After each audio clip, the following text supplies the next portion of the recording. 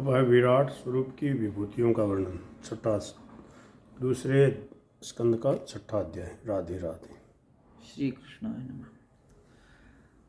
ब्रह्मा जी कहते हैं कि नारद, विराट रूप भगवान का मुख, वाणी और उसके अधिष्ठाता देवता वह्नि का उत्पत्ति स्थान है। उनकी 7 धातुओं से गायत्री आदि सप्त छंद उत्पन्न हुए हैं। उनकी जिह्वा हव्य, कव्य, अमृतमय अन्न और सब रसों का आधार है। सारे प्राण और वायु उनकी नासिका में रहते हैं।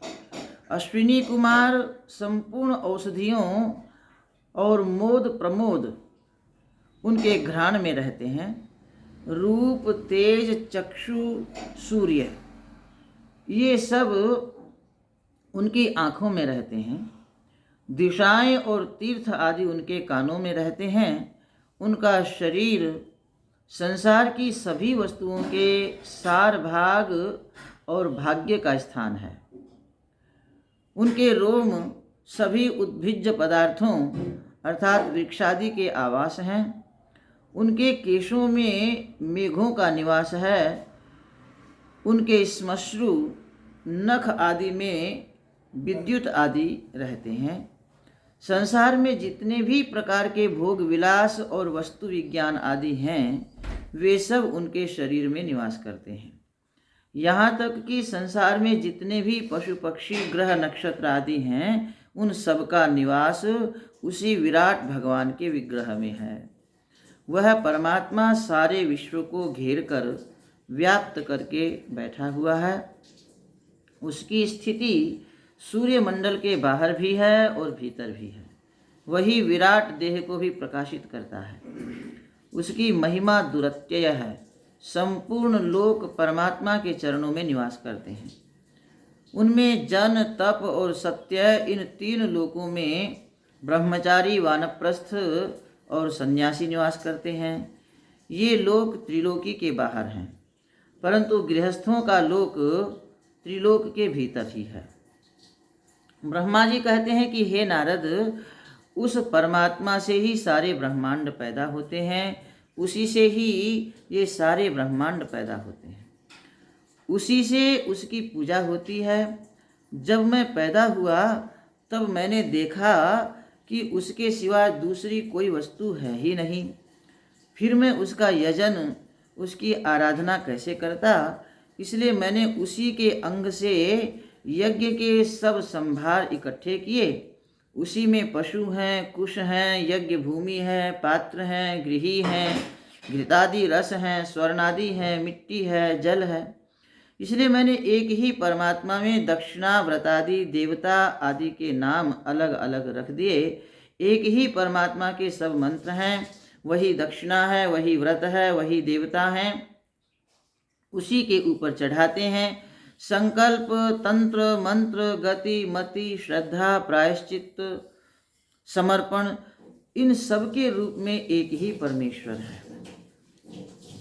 आपे पीवे आपू अमृत घट, आपे पीवन हारी।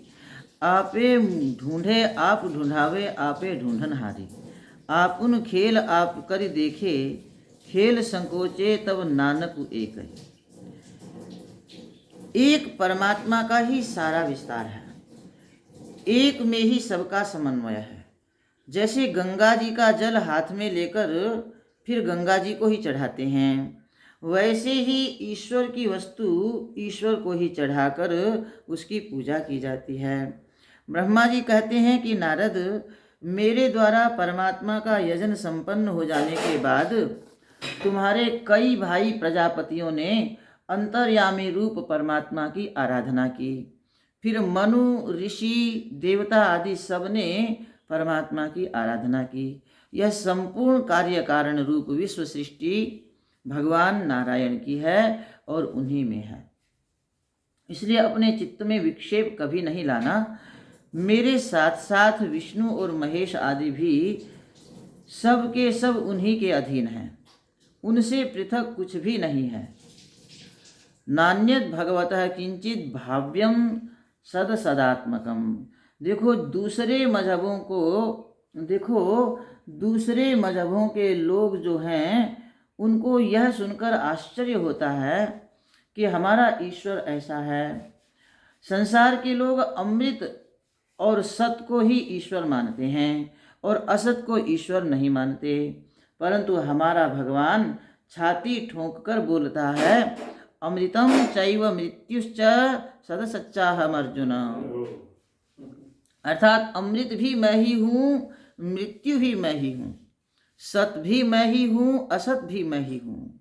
अब ऐसा भगवान आपको कहाँ मिलेगा जो हर अवस्था में आपको संतुष्ट कर दे। ब्रह्मा जी कहते हैं कि नारद, मेरी वाणी कभी झूठी नहीं होती, मेरा मन कभी गलत जगह पर नहीं जाता, मेरी इंद्रियां कभी कुमार्ग में प्रवृत्त नहीं होती। इसका कारण यही है कि यन्ने हृदयोत्कंठ्यवता धृतो हरिहि, मैंने अपने औत्कंठ्यवान हृदय से भगवान को धारण किया है। अब तो मैं समामनायमय तपोमय प्रजापति हूँ, परंतु जब पहल भगवान को ढूंढने लगा तो मुझे अपनी उत्पत्ति का ही पता नहीं चला। असल में उस परमात्मा की गति को मैं, तुम, यहाँ तक कि शंकर आदि भी नहीं जानते। हम लोग केवल उनके अवतार कर्म का गान करते हैं, परंतु तत्वतः उनको जानते नहीं। मतलब यह है कि उनका स्वरूप साक्षी का भी विषय नहीं होता, क्योंकि वे स्वयं साक्षी हैं। फिर मन और इंद्रियों का तो कहना ही क्या। इसलिए हम लोग उनके अवतार कर्म का तटस्थ लक्षण के द्वारा ही निरूपण करते हैं। देखो, जिसमें यह सृष्टि उत्पन्न होती है और विलीन होती है, उसका नाम परमात्मा है, उसको हम नमस्कार करते हैं। वहाँ प्रभु सारी सृष्टि को बनाता है। जब अंतःकरण शुद्ध होता है तब परमात्मा का साक्षात्कार होता है। काल, स्वभाव आदि परमेश्वर की शक्ति हैं और महतत्व, पंचभूत और अहंकार उनके कार्य हैं। मेरे साथ साथ शंकर और विष्णु भी भगवान के गुणावतार हैं। दक्ष आदि समेत तुम लोग स्वरलोक, नृलोक, पाताल लोक, गंधर्व, विद्याधर, चारण, यक्ष, राक्षस, सूर्य, नाग, ऋषि, पितर, दैत्य, दानव, भूत, प्रेत, पिशाच, कूष्मांड, जल जंतु, मृग, पक्षी जो कुछ भी हैं और इनके जो स्वामी हैं, वे सब परमात्मा के स्वरूप ही हैं। ऐश्वर्य, तेज, ओज, इंद्रिय, मन की शक्ति, बल, क्षमा, श्री, ह्री, संपत्ति, बुद्धि जो कुछ है वह सब भगवान की विभूति हैं। अब मैं क्रम से उनके अवतारों का वर्णन करता हूँ और यह बताता हूँ कि अनित्य का तो जन्म होता है और नित्य का जीव का समागम होता है। तुम सावधान होकर रसास्वादन करो।